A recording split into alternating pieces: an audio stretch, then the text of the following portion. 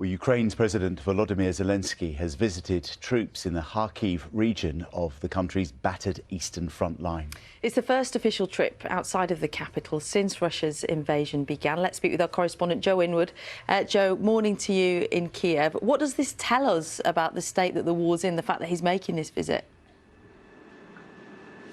It is definitely a sign that the battle around Kharkiv has gone Ukraine's way. This is the second city of this country, and it was under almost constant bombardment for the duration of the war. But in the last few weeks, Ukrainian forces started to push the Russians back and have pushed them almost all the way back to the international border. So go back a couple of weeks and we wouldn't have seen President Zelensky making this visit. He saw troops there, he handed out a number of awards.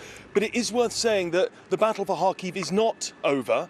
The Russians are still within shelling distance of the city, and there were a number of attacks that came in on the very day that he was there. So it is symbolic. You know, this is a morale-boosting event for the people of the city, but it is worth pointing out it's in the context of a very difficult situation elsewhere.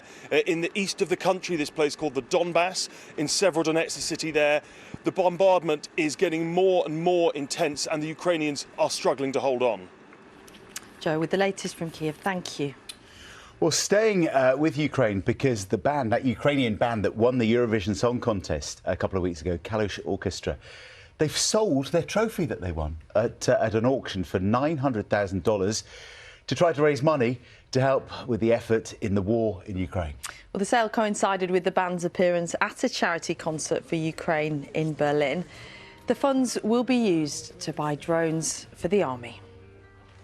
The Times this morning reporting that 6 million UK households could face power cuts this winter due to Russia's invasion of Ukraine. The paper has been told that the government's reasonable worst-case scenario is there could be widespread gas shortages if Russia cuts off supplies to the EU.